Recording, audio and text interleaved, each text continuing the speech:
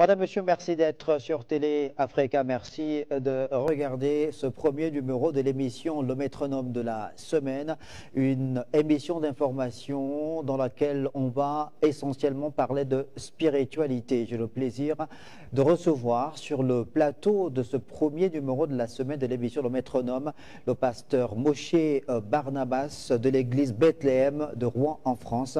Pasteur Moshe Barnabas, bonjour. Bonjour. Merci beaucoup d'être sur le plateau de l'émission Le Métronome pendant 52 minutes. Nous allons donc parler de spiritualité, nous allons parler de l'évangile, nous allons parler de Jésus-Christ qui est le chemin, la vérité et la vie. Selon les saintes écritures, évidemment, vous êtes pasteur, vous êtes en France, vous vivez en France. Oui.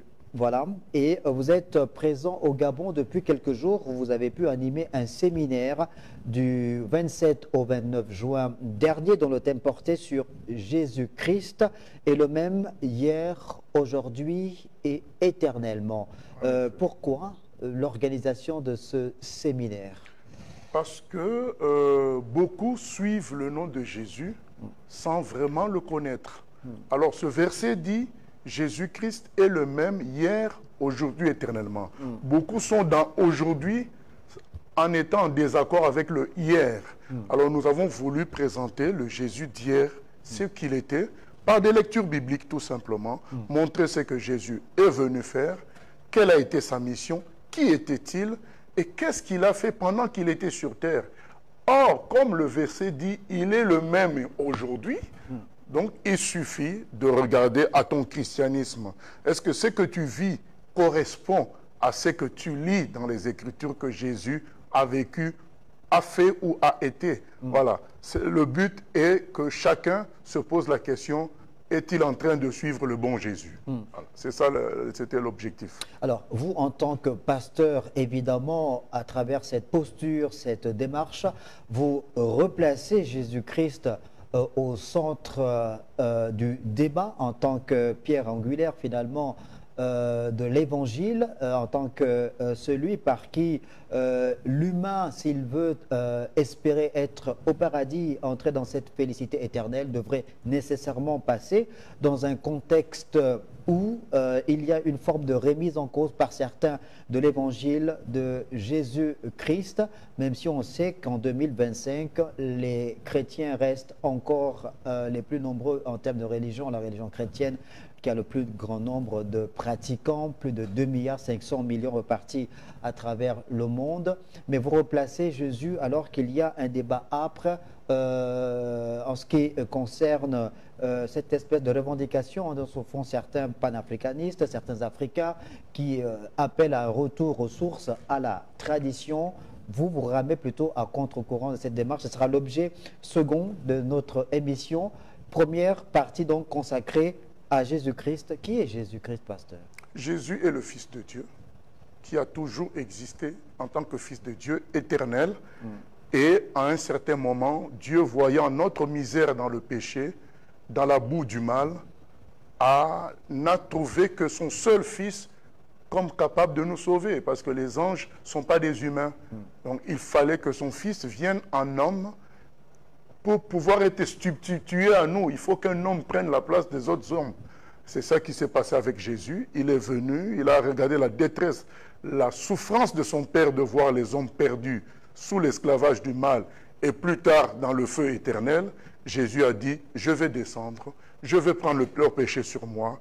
Comme ça, ils pourront, pour ceux qui le veulent, recevoir le pardon et expérimenter la communion, la réconciliation avec Dieu, la vie éternelle. Donc Jésus est le Fils éternel de Dieu qui est descendu en homme afin de porter nos péchés à la croix, afin que nous soyons pardonnés.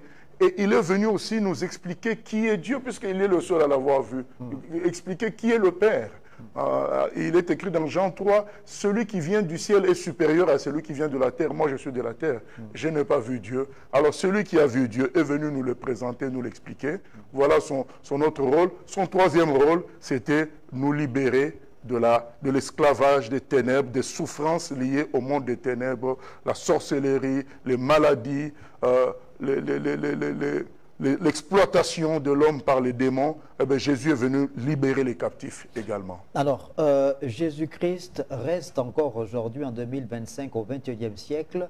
Je n'ai pas envie de parler de personnalité, mais un personnage qui a traversé les siècles, les générations, présent sur tous les 5 continents, connu de toutes les races qui vivent dans le monde. Qu'est-ce qui peut expliquer justement que ce Jésus-Christ-là, Jésus-Christ reste cette personnalité qui est aussi connue à travers le monde?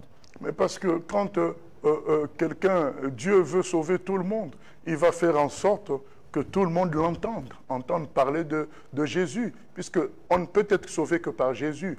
Il est le seul à être à se laisser crucifier à la croix afin que nous soyons pardonnés. Aucun prophète, aucun guide spirituel n'a donné sa vie pour les autres. Jésus seul l'a fait. Ça montre un amour infini. Jésus n'a pas réclamé de salaire, il n'a pas réclamé de contrepartie. Il a donné gratuitement sa vie. Et Jésus, ça c'est le point, le sommet de tout, il est ressuscité. C'est qu'on n'a vu nulle part ailleurs. Il donne les garanties du véritable sauveur. C'est pourquoi qu'on monte, qu'on descende, il restera l'unique grand sauveur de l'humanité, parce que nul autre n'est ressuscité comme lui. Pourquoi Jésus-Christ est-il venu dans le monde? Il est venu parce que nous étions dans la boue du péché. Le péché nous a contaminés, en nous contaminant par notre ancêtre Adam, puisque le premier homme c'est Adam. Adam a péché, il a voulu rivaliser avec Dieu. Ça a été ça le premier péché. Et ça a conduit à ce que, puisque l'univers était confié à Adam par Dieu, l'univers a été pollué par le mal. Le mal a eu un droit d'action sur l'univers, puisque le maître de l'univers, Adam, avait été lui-même contaminé par le mal. Conséquence, éruption volcanique, tremblement de terre, maladie, action de démons produisant la violence, délinquance chez les gens. Et Dieu a eu pitié des hommes parce qu'avec ça, il fallait y avoir encore un jugement. Dieu allait juger l'homme pour son péché, mais Dieu, dans son amour infini, c'est le verset principal de la Bible, Jean 3,16, Dieu a tant aimé les hommes qu'il a donné son Fils unique afin que quiconque croit en lui ne périsse point, mais qu'il ait la vie éternelle. Dieu n'a pas voulu que les hommes périssent, et maintenant et plus tard, dans le feu éternel. Alors il a envoyé Jésus-Christ afin qu'il porte nos péchés et que nous soyons pardonnés pour ceux qui allaient croire en Jésus-Christ. Alors, tout à l'heure, dans mon propos introductif, j'ai parlé de ces 2,5 milliards de chrétiens repartis à travers le monde, mais on sait que la réalité n'est pas toujours la même en termes de présence de l'Église chrétienne dans sa globalité sur les 5 continents. Autant elle est très présente en Europe, d'où elle est partie pour se disséminer, notamment en Afrique ou en Amérique latine, où elle est très présente aujourd'hui, autant elle est moins présente, par exemple, en Asie. Il y a certains qui estiment que cette présence quasi générale de l'Évangile dans le monde est peut-être le résultat des différentes conquêtes qui ont été menées, rendues possibles aussi par l'impérialisme des grandes puissances occidentales qui ont répandu l'Évangile à travers le monde. Ça ne se justifie pas aujourd'hui, puisque nous sommes dans des temps, ça fait depuis les années 60 que nous sommes indépendants. La Chine, n'en parlons pas. Mao avait pris le contrôle de la Chine depuis presque un siècle. Et pourtant, l'église qui est en plus grande progression dans le monde entier, c'est l'église chinoise. Donc la logique de faire croire que c'est la colonisation qui a fait avancer le christianisme est complètement démentie avec la réalité d'aujourd'hui où la majorité des pays est libre, la majorité des pays sont libres, et alors que le christianisme évolue grandement. En Iran, par exemple, le christianisme évolue grandement par les messages par satellite. Vous voyez, en Arabie Saoudite, dans ces pays fermés, difficiles, pourtant le christianisme évolue alors qu'ils ne sont pas colonisés. Ils ont même leur religion étatique. Voilà. Donc c'est clairement faux. C'est l'Esprit de Dieu qui répand l'Évangile à travers des humains. Ce n'est pas une colonisation ou bien un impérialisme quelconque qui qui va répandre l'évangile, puisque le message de l'évangile est contraire à la colonisation. Le message de l'évangile est contraire à l'impérialisme. Le message de l'évangile, c'est un message d'amour, où Dieu, dans son amour, veut sauver. Et Dieu, dans son amour, met tous les hommes à égalité. Ils disent que tout homme est pécheur. Tous ont péché et sont privés de la gloire de Dieu. Les hommes sont à égalité, alors que l'impérialisme, le colonisme sont des pratiques discriminatoires. Alors, aujourd'hui, le monde, évidemment, fait face à plusieurs défis dans tous les secteurs d'activité. L'Afrique, encore plus. Le développement sur le plan économique des infrastructures n'est pas le même sur le continent africain. Est-ce que vous pensez que l'Évangile, est-ce que vous pensez que dans ce contexte-là de crise, parfois énergétique, de crise sur le plan social, Jésus-Christ reste, ou l'évangile de Jésus-Christ reste encore pour l'humanité, pour les Africains, un élément fondamental? Fondamental, central, puisque quelle est la maladie de l'Afrique? C'est la mauvaise gouvernance, c'est l'égoïsme. Quelqu'un qui est hyper riche, qui ne pense pas à ses voisins. L'évangile, c'est le contraire de cela. Vous savez, dans Actes des Apôtres, chapitre 2, quand l'Église commence, c'est écrit que les gens mettaient leurs biens en commun, et de sorte qu'il n'y avait plus d'indigents, il n'y avait plus de pauvres. Donc l'Église qui a amené a créé une communauté des gens qui vivaient une forme d'égalitarisme positif, et ça a fait que tout le monde avait de quoi manger, tout le monde était bien, tout le monde, il n'y avait plus de pauvres. Les malades étaient guéris, les malades étaient pris en charge, les veuves étaient prises en charge. Vous voyez, donc le sous-développement est dû au manque d'évangile. C'est-à-dire que le manque de rectitude, de droiture dans la façon de gérer, l'altruisme n'existe plus en Afrique. Donc les maux liés à l'Afrique sont résolus par l'évangile. Mais cependant, ce n'est pas le bon évangile qui est en Afrique, c'est un autre évangile. Alors, Jésus-Christ, Fils de Dieu, venu dans le monde pour racheter l'humanité de ses péchés, Voilà. il est donc le pont, la passerelle entre Dieu et les hommes pour accéder dans la plénitude, on va dire. Et dans ce contexte-là, pour l'humanité, pour l'humain, qui peut être sauvé? Qui peut être sauvé? C'est n'importe qui. C'est écrit dans Jean 3,16.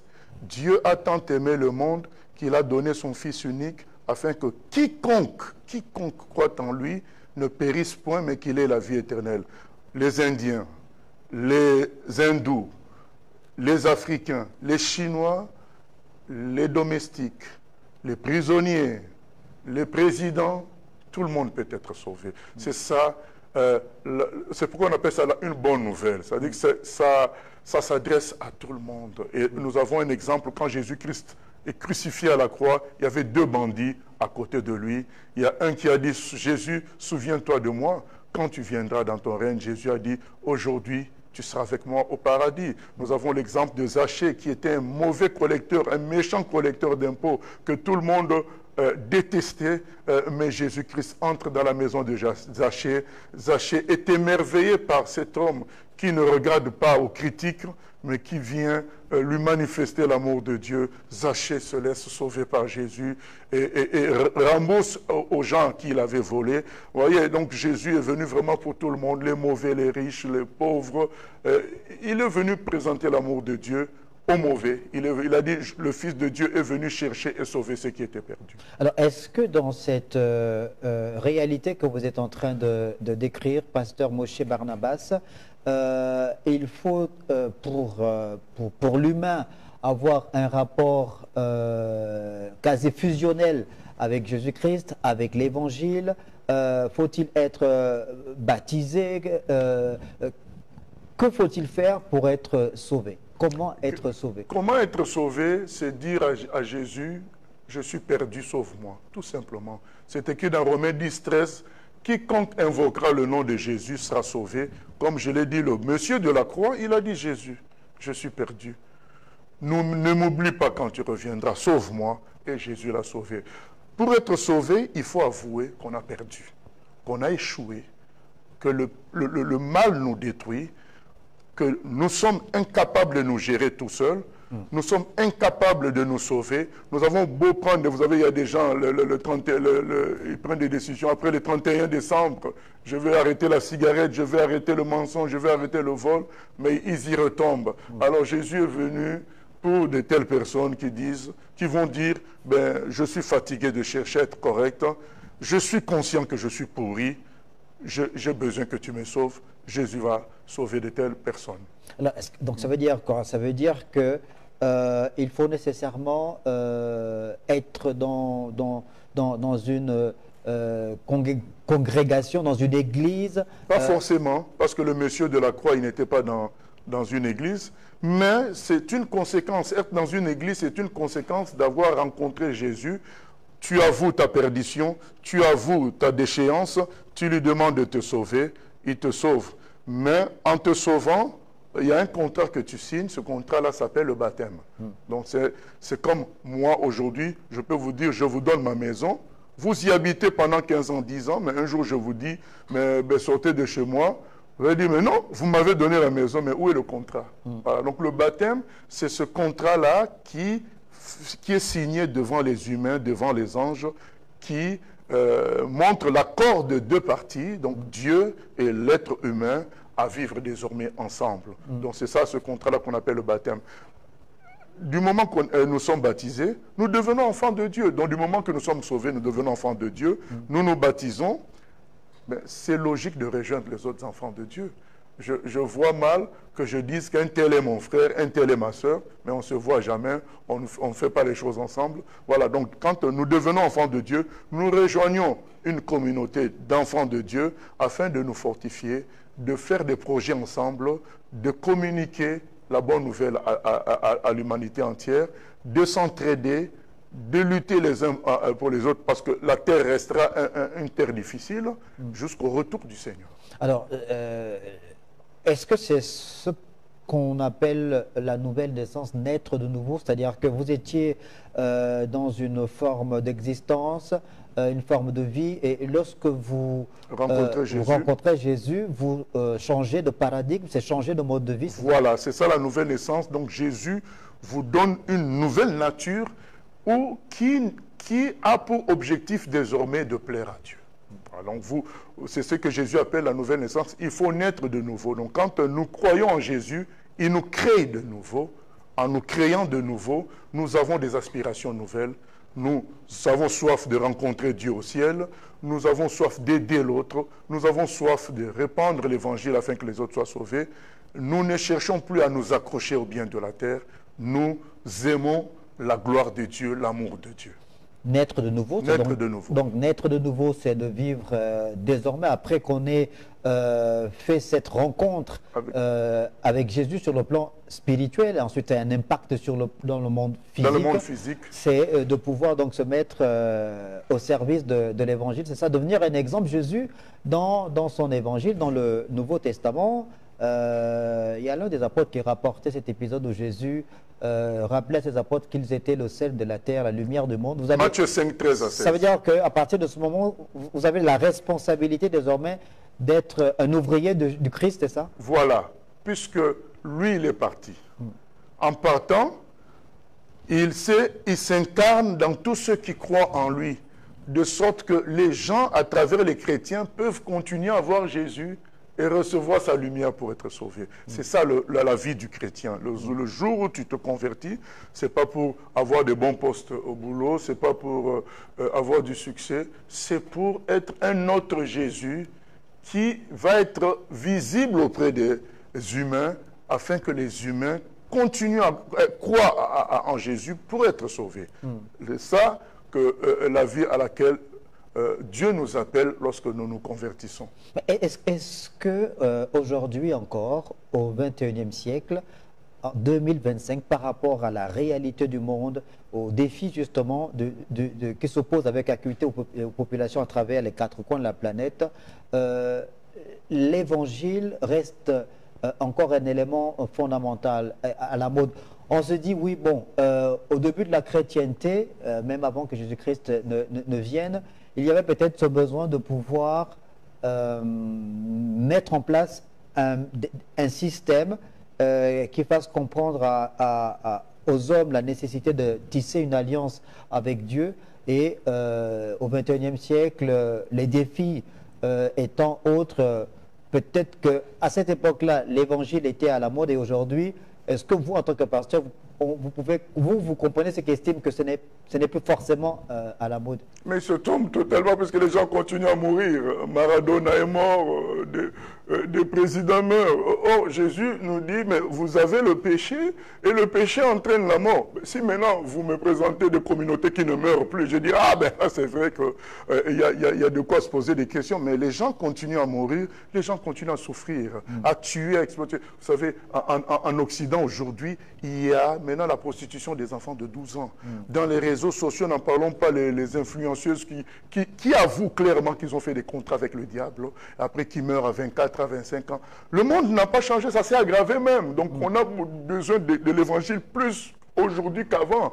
L'erreur de confondre technologie et n'avoir pas besoin de Jésus, c'est une erreur. La technologie ne change pas le cœur. Le cœur reste mauvais. Jésus est venu sauver l'être humain de son cœur mauvais. Je veux dire que pour vous, l'évangile, la puissance de l'évangile, ça reste un élément toujours d'actualité. Toujours d'actualité, encore plus qu'avant, puisque l'homme est devenu plus mauvais qu'avant. Oh, l'évangile, c'est pour sauver l'homme de son cœur mauvais et l'amener à accéder au paradis. Parce que les hommes qui meurent aujourd'hui, qui n'ont pas Christ, ils vont en enfer. L'enfer, c'est le feu éternel pendant des siècles et des siècles. Qui peut aimer ça? Qui peut souhaiter ça même à son ennemi? Personne. C'est grave. Donc aujourd'hui, encore plus qu'avant, nous devons être vigilants, nous les chrétiens, à annoncer la parole à tout le monde. Parce que ceux qui ne reçoivent pas l'évangile iront en enfer. Vous savez, à l'époque de Noé, j'ai souvent l'habitude de dire, admettons qu'il y avait 1 million de personnes sur terre à l'époque de Noé. Combien ont été sauvés à l'époque de Noé? 8 personnes, 8. Donc vous vous rendez compte que Dieu ne prendra pas les gens parce qu'ils sont nombreux. Hein. Il prendra vraiment ceux qui entrent dans l'arche. Il n'y a eu que 8. Il a pris 8 et les autres, 1 million moins 8, ont été perdus, détruits. Eh bien, c'est ce qui se passe encore aujourd'hui. Si nous rapportons ça à notre époque, Dieu est capable de sauver que 56 000 personnes et que les autres milliards aillent en enfer. Donc Dieu ne prendra pas les gens par plaisir. Il prendra ceux qui ont cru en Jésus, qui sont entrés dans l'arche. Voilà. Que répondez-vous justement, vous venez de prendre un exemple très intéressant, que répondez-vous à ceux qui disent en ce qui concerne justement l'arche de Noé, cet épisode des Saintes Écritures-là, que c'est une image, que cette image-là, on la retrouve un peu dans certaines mythologies grecques, indiennes, etc. Sauf que dans ces mythologies, la forme de l'arche ne tient pas la route scientifiquement. Je crois dans une mythologie, ça a une forme de cube. Vous avez déjà vu un navire en forme de cube, ça n'existe pas. Dans une autre mythologie, ça a une autre forme qui ne peut pas flotter sur l'eau. Donc quand on reprend, j'exhorte les gens à aller plus loin que la connaissance simple.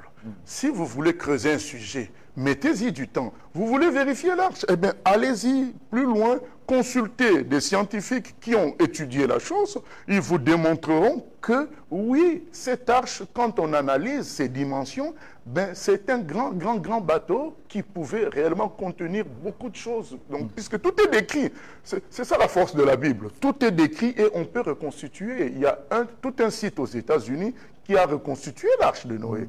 Voilà, donc c'est clair aujourd'hui scientifiquement, oui, beaucoup de gens reconnaissent que cette arche pouvait exister. Et archéologiquement, il y a des traces de l'arche qui sont retrouvées en Turquie dans certaines montagnes, sur certaines montagnes. D'accord. Pasteur Moshe Barnabas, dans l'histoire des Saintes Écritures, de la Bible particulièrement, il y a des faits marquants.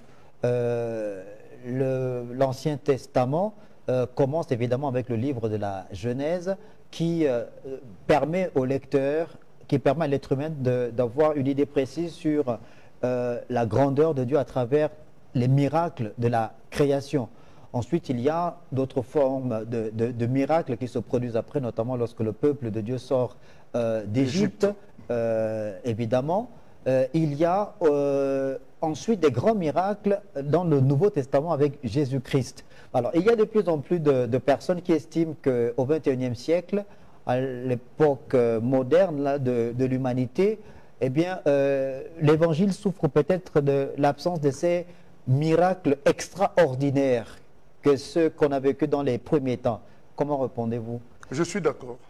Il y a une carence de miracles parce que ce n'est pas le vrai évangile qui est présenté aux gens. Dieu ne va pas faire des miracles par plaisir. Il va honorer le nom de son Fils Jésus. Donc Dieu ne fait pas des miracles à la commande, c'est ça? Voilà, ce n'est pas parce que les hommes veulent. Il fait les miracles qui accompagnent. Il a dit, voici, quand dans Marc 16, 20, il prêchait l'évangile et Dieu confirmait leurs paroles par les miracles. Donc si nous prêchons le véritable évangile, nous prêchons le véritable Jésus, les miracles vont à nouveau revenir. Aujourd'hui, il y a carence de miracles puisque c'est un évangile d'entreprise qu'on présente aux gens. C'est des gens qui bâtissent ce qu'eux ils appellent l'église, mais ce ne sont pas des églises, ce sont des entreprises. Hein. Ils utilisent le nom de Jésus comme on utiliserait le nom d'un grand marabout. Voilà, ce n'est pas le véritable évangile. Le véritable évangile est simple. On présente le Fils de Dieu qui sauve, et quand on présente cet évangile-là, les gens guérissent, il y a des miracles qui se font. Alors, pasteur, là, Oui. vous évoquez encore un point très important, très pertinent, qui reste d'actualité, puisqu'il y a dans ces églises, certaines, on dit, on prêche la prospérité, et les pasteurs qui prêchent la prospérité, pour justifier justement le fait qu'ils privilégient justement la prospérité à l'évangile, qui semble être le socle de votre enseignement. Ils disent, mais dans les Saintes Écritures, il y a plusieurs exemples d'hommes de Dieu qui étaient immensément riches. Ben, le premier, Job, par exemple. Job était riche. Mais dans ce cas, qu'ils prêchent riche. Job aux gens. Ils ne peuvent pas prêcher Jésus et puis parler de Job après. Donc si tu prêches Jésus, prêche ce qu'était Jésus. Pourquoi tu prêches Jésus? Tu parles de Job. Pour justifier la richesse. Ah, mais dans ce cas, prêche aussi Job. Donc le jour où tu veux prêcher sur la richesse, ne parle pas de Jésus, parle de Job. C'est ton Seigneur, c'est Job qui t'a sauvé, mais parle de Job. Donc si tu veux parler de Jésus, parle de ce qu'il est. Jésus dit ceci, que nul ne peut servir deux maîtres. Ou tu haïras l'un et tu aimeras l'autre. Donc si tu ne peux pas servir maman, c'est-à-dire le démon de la richesse, et Dieu. Jésus nous met en garde contre l'argent. Dans Matthieu 18, par exemple, il dit, vous avez reçu gratuitement, donnez gratuitement. Donc tout ce qu'on vend là, dans les églises, les CD, les livres, tout ça, c'est pas biblique. Donc à partir d'un faux évangile comme ça, Dieu ne peut pas faire de grands miracles. Il nous observe, il veut que nous revenions au véritable évangile. Donc s'il y a carence des miracles, parce qu'il y a carence d'évangile. Parce que ça veut dire que un être humain qui croit en Dieu n'a pas droit de vivre dans l'abondance, non? Est-ce que pour être un bon chrétien, il faut être pauvre, dépouillé matériellement? D'ailleurs, 3 Jean 2 dit, je souhaite que tu prospères à tous égards et sois en bonne santé, comme prospère l'état de ton âme. Mais vous voyez, il y a une convergence.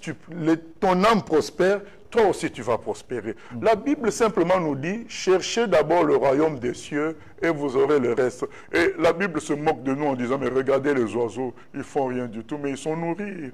Et ils ne plantent pas. Alors, est-ce que vous pensez que Dieu va vous abandonner, vous qui croyez en lui? Au contraire, c'est faux. Moi, j'ai fait environ 20 ans, mais je ne travaillais pas. L'Église ne me payait rien du tout, mais vous me voyez en face de vous, je ne suis pas, voilà, je suis pas filiforme, hein, donc je mange bien. Dieu s'occupe de ses serviteurs. Il a dit, quand il a envoyé ses apôtres, il leur a dit ne prenez rien du tout. Et quand ils sont revenus, il a dit est-ce que vous avez manqué de quelque chose? Oh non. Dieu sait s'occuper de ses serviteurs. On ne peut pas en même temps prêcher Jésus et exhorter les gens à aimer son ennemi qui est Mammon, le Dieu de la richesse. Ça, ce n'est pas le véritable évangile. L'évangile de prospérité, c'est une infiltration du diable pour freiner le véritable évangile. Vous considérez donc que cet évangile de prospérité prêché par certains pasteurs est une forme d'arnaque, d'escroquerie? Oui, venant du diable. C'est des doctrines de démons. Alors, pasteur, vous avez parlé tout à l'heure de la communauté également, la communauté dans l'Ancien Testament ou dans le Nouveau Testament aussi, surtout dans le Nouveau, quand vous aviez parlé, je pense, du livre des Actes. Des Actes des Apôtres, chapitre voilà. 4 et chapitre 2. Voilà, Oui. pour parler donc de la communauté aujourd'hui, qu'est-ce qui peut expliquer le fait que certaines églises, justement, aient du mal à pouvoir se constituer en communauté véritable, notamment sur le plan économique et social, pour permettre à ce qu'il y ait un processus de réalisation sociale de chaque membre de la communauté. Des bons leaders, il n'y a pas de bons bergers, il n'y a pas de bons leaders. Moi, je vais vous donner les exemples des églises où ils sont à 4000. Vous êtes à 4000. Qu'est-ce qui vous empêche un dimanche de couper l'heure du culte en deux et de faire le boulot dans le quartier, nettoyer le quartier, montrer l'amour de Dieu à travers ça? Mais non, on va intercéder pour que le pasteur ait une Rolls-Royce, pour qu'il ait un jet privé. Est-ce que ça, c'est la Bible? Ce n'est pas la Bible. La Bible aurait voulu que dans ces églises-là où il y a 1500, 1000 personnes, ils montrent une bonne image dans le quartier par des actes de bienfaisance, des actes... au fait, vous savez, les anciennes missions, les vrais chrétiens d'autrefois, ils arrivaient dans un lieu, ils construisaient des écoles. Et là où il n'y avait pas de dispensaires, il n'y avait pas d'infirmiers, ils aidaient les femmes. Ainsi de suite. Et à leur passage, le village était émancipé. Il n'y avait pas d'école avant, il y a l'école. Il n'y avait pas de dispensaire, il y a le dispensaire. Et il n'y avait pas d'électricité, il y a l'électricité. Au passage des missionnaires, les villages étaient émancipés. Aujourd'hui, au passage des missionnaires, c'est des gens qui sont remplis de poches, ils remplissent leurs poches d'offrandes qui ne sont pas bibliques, en exigeant que les gens, pour qu'ils soient guéris, il faut qu'ils donnent l'argent. Voilà, ça, ce n'est pas le véritable évangile. Donc, toutes les carences qu'on voit aujourd'hui sont dues au fait que le véritable évangile n'est pas présenté, n'est pas prêché. Pasteur Moshe Barnabas, l'évangile, son fondement, sa base, sa sémence, est-ce que c'est la charité, est-ce que c'est l'amour? Dans les Saintes Écritures, dans l'Ancien Testament, notamment dans le livre de Matthieu, il y a cette ce puissant enseignement de Jésus-Christ, enfin je le qualifie de puissant, le sermon sur la montagne, voilà. les béatitudes, il y a cet enseignement sur tu aimeras ton prochain comme toi-même. Voilà, sur l'amour du prochain, je crois la bonne samaritaine. Voilà, la puissance de l'amour dans l'évangile. Qu'est-ce que l'amour représente dans l'évangile? C'est tout, puisque 1 Jean 4,8 dit, celui qui n'a pas l'amour n'a point connu Dieu, car Dieu est amour. Dieu égale amour. Donc tu ne peux pas prétendre être de Dieu si tu n'as pas l'amour, si tu ne connais pas l'amour. Or, ce message n'est plus prêché. Aujourd'hui, on dit, si tu es de Dieu, tu dois être béni financièrement. Ce n'est pas ce qui est écrit. Ce qui est écrit, celui qui n'a pas l'amour ne connaît pas Dieu. Donc l'amour est capital, c'est principal parce que c'est l'amour de Dieu qui a produit le fait que Jésus vienne sur terre pour nous sauver. Et l'amour se présente sous plusieurs facettes, sous plusieurs formes. Oui. Comment on peut définir cet amour, justement? Premièrement, cet amour va nous conduire à chercher à ce que d'autres soient sauvés, connaissent aussi Jésus. Et puis concrètement, ça va nous conduire à venir en aide physiquement aux gens, à aider les pauvres, à soutenir les malheureux, voilà, à héberger d'autres. Ça, ce sont les conséquences de l'amour de Dieu. Faire connaître Jésus, c'est donc participer un acte d'amour à la vulgarisation de la parole. C'est un acte d'amour parce que vous êtes tranquille chez vous, vous allez au Gabon, à Libreville, vous quittez votre électricité, votre courante, vous allez dans un village reculé avec les pygmées pour leur apporter l'évangile au risque de vous faire dévorer par un animal sauvage. Ça, c'est de l'amour. Et c'est ce que Jésus nous recommande. Prêcher l'évangile aux quatre coins de l'humanité. Aux quatre coins de l'humanité. C'est un exercice, c'est une mission, c'est ça? C'est une mission. C'est lié à notre nature de chrétien parce que c'est comme ça que les miracles vont se produire. Il a dit, voici, il a dit, quand ils allaient annoncer l'évangile, c'est là que les miracles se produisaient. Aujourd'hui, les miracles ne se produisent plus puisque les gens sont enfermés. Dans leur truc, ils bâtissent leur salle, ils décoraient, machin, chose. C'est pas l'évangile. L'évangile, c'est le mouvement. C'est dans ce mouvement-là, le miracle se produit.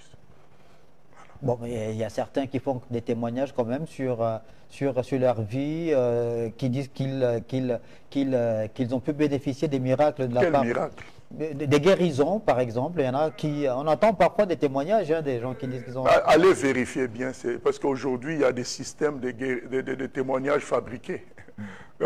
Faites un travail de journaliste, allez vérifier. Vous allez voir que beaucoup sont de fausses guérisons. Ce sont des choses fabriquées. Vous savez, Jésus, lui, il interdisait même aux gens qu'il guérissait, n'allez pas raconter. Il était sûr de lui, que la personne, les gens la voyaient aveugle. Forcément, les gens vont voir qu'elle voit. Mais c'est clair. Aujourd'hui, nous, on fait la publicité des miracles. Jésus n'en faisait pas la pub. C'est les gens qui guérissaient qui allaient dire, mais voilà, maintenant je marche. Ou bien les gens le voyaient, mais c'est lui, oui, c'est moi. Qu'est-ce qui t'est arrivé? Jésus m'a guéri. Mais aujourd'hui, c'est le pasteur qui dit, allez, frère, viens témoigner ce que Dieu a fait. Mais non, la personne va elle-même parler. Voilà, c'est ça la réalité. Pasteur Moshe Barnabas, pourquoi vous pensez que, sur la base des Saintes Écritures, certainement, que seul Jésus peut sauver?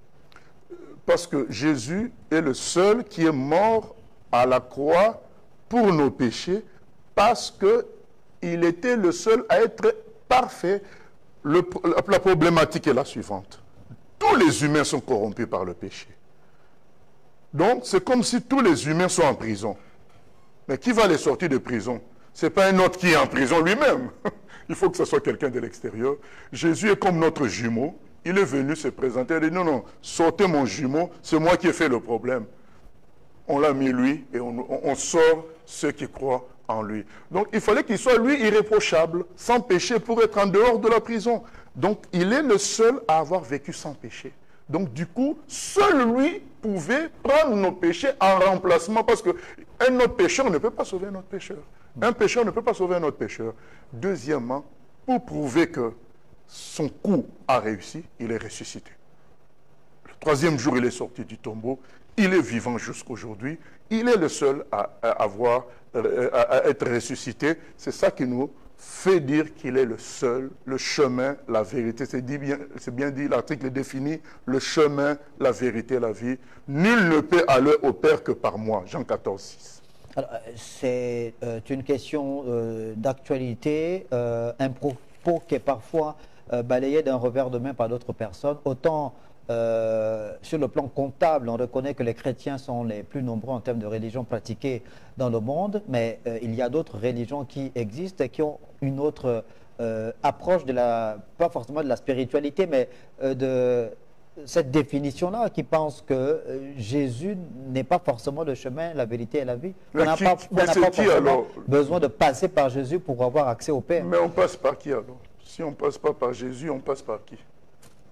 C'est ça le problème, parce que tous les autres hommes sont pécheurs. La preuve, ils sont tous dans le tombeau.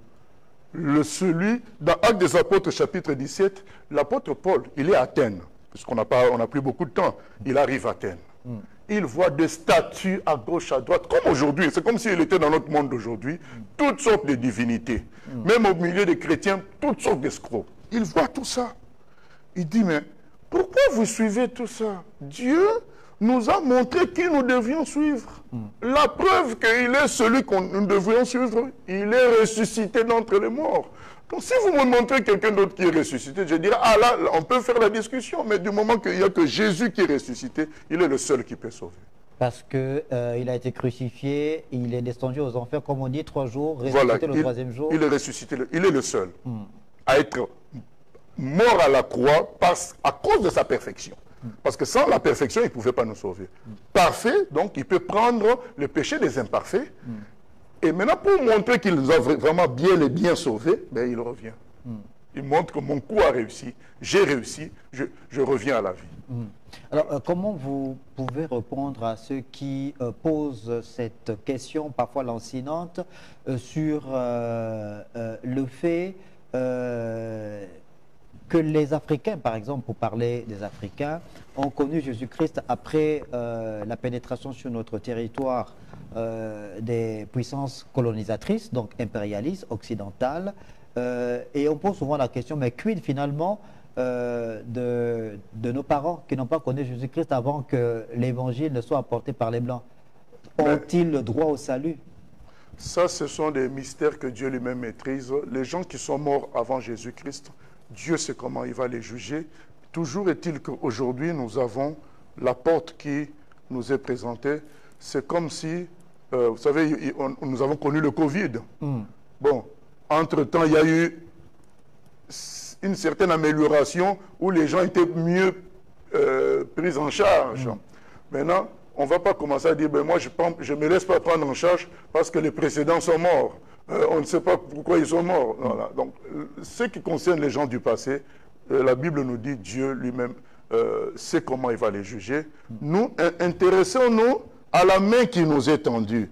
On t'offre Jésus, saisis Jésus et laisse-toi sauver. Je cite souvent l'image d'une maison qui est en feu. Ta maison est en feu, les pompiers sont là, ils te disent, saute, on va te recueillir avec notre drap. Saute. Toi, tu dis, non, je cherche à comprendre d'où vient le feu.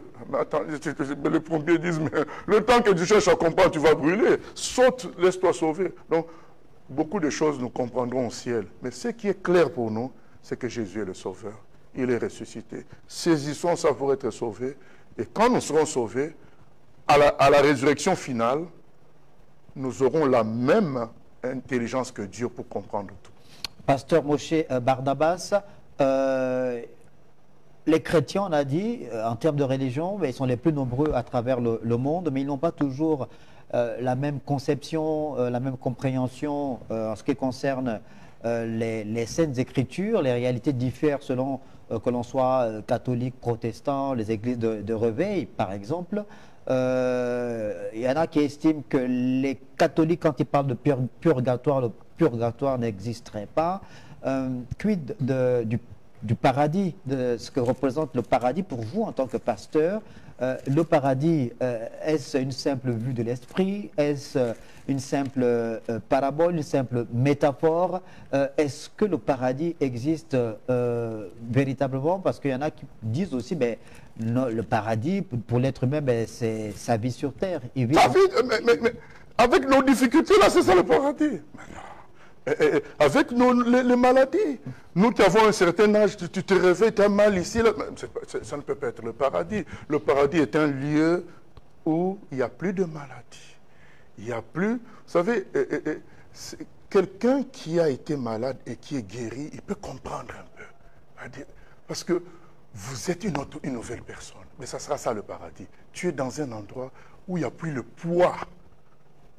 Le poids du mal, le poids de la souffrance, il n'y a plus. C'est la félicité totale et éternelle. Et ça ne va pas bouger. La terre n'est pas certainement le paradis parce que nous mourrons. Nous nous battons. Nous entrons en conflit, nous tombons malades. Nous voyons des gens vieillir, nous avons mal. Nous avons des gens qui ont fait succès autrefois. Donc la terre n'est pas le paradis. Mais le paradis existe. Et en ce qui concerne le purgatoire, c'est écrit dans Hébreux 9, 27. Il est réservé aux hommes de mourir une seule fois, après quoi vient le jugement.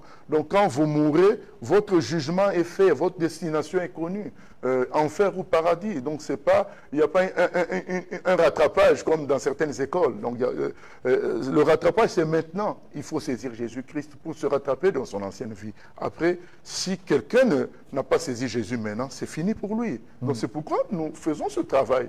Si ce n'était pas le cas, nous ne ferions pas tous ces efforts parce que nous voulons avertir chaque humain, le temps d'être sauvé, c'est maintenant que tu entends parler de Jésus. Et maintenant, les différences, c'est pourquoi notre mission, c'est quoi?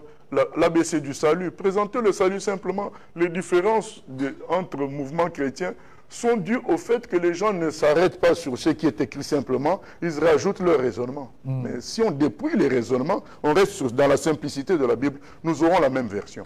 Alors, pasteur Moshe Barnabas, donc les chrétiens, dans leur diversité, les plus nombreux dans le monde, de plus en plus répartis dans les 5 continents, on va dire, de plus en plus d'ailleurs en Amérique latine pour ce qui est de l'Église catholique. Mais le constat qui est fait, c'est que plus on fait le constat qu'il y a de plus en plus de chrétiens dans le monde, mais les persécutions justement envers les chrétiens tendent également à croître.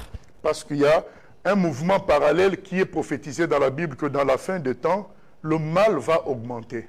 Puisque le mal augmente et que les chrétiens augmentent, eh bien, le mal va combattre les chrétiens, puisque les chrétiens, c'est l'opposition au mal. Hein. Donc, le vrai ennemi des chrétiens, c'est Satan. Or, Satan manipule de plus en plus un grand nombre d'humains. Vous voyez, par exemple, des histoires comme transgenre, homosexualité, leur libéralisation n'existait pas avant. Ce sont des choses d'aujourd'hui. Aujourd'hui, même dans les entreprises, on les favorise, ces personnes-là. Et quand vous êtes dans une entreprise, vous dites que vous désapprouvez, vous avez des problèmes. Donc la persécution augmente puisque la quantité de mal également augmente. Alors, quelle attitude, justement, avoir par rapport à cet exemple que vous venez de prendre sur les communautés LGBT et plus aujourd'hui, sachant qu'à l'échelle de la gouvernance mondiale, il y a par exemple que l'Organisation des Nations Unies milite pour qu'il y ait un peu plus de droits des communautés dites vulnérables. Comment est-ce que le chrétien doit-il réagir par rapport à cette réalité? Nous avons un seul message, c'est que le péché détruit l'homme et l'amour de Dieu apporte le salut en Jésus. Si quelqu'un est homosexuel, transgenre et consort, qu'il sache que Jésus peut le libérer de cela, lui donner le vrai sens de l'humanité par la conversion. Voilà, donc c'est ça l'amour. Nous ne condamnons pas, mais nous condamnons le péché que ça constitue, ces pratiques-là. Mais la personne, nous ne la condamnons pas puisqu'elle peut être sauvée par Jésus. Alors, pasteur Moshe Barnabas, il y a une autre réalité. Je la ramène encore à l'Afrique, évidemment, puisque l'Afrique, vous le savez aussi bien que moi, est un continent riche de son histoire, de sa culture, de sa tradition, évidemment, de ses connaissances ancestrales. Ces connaissances, aujourd'hui encore, sont usitées sous plusieurs formes, notamment par les détenteurs du savoir, qui les transmettent de génération en génération, qui en font usage notamment dans le cadre médicinal, pour ce qui est des thérapies, lorsqu'il faut soigner. Il y a beaucoup de confusions qui sont faites à ce niveau-là. Que doit-on faire? Comment doit réagir un Africain par rapport à cette science qu'il détient et qui sert? Mais je ne sais pas de quelle science vous parlez. Si la science médicinale, par exemple, on arrive à soigner avec des plantes. Ah, il n'y a pas de problème. Par exemple, si vous faites un thé avec la citronnelle, vous dites, Pasteur Moshe, moi je mets 5 feuilles. Moi aussi je répète chez moi, il n'y a pas de problème. Mais si c'est quelque chose que vous seulement vous pouvez faire, alors que c'est des plantes pour tout le monde, là c'est flou.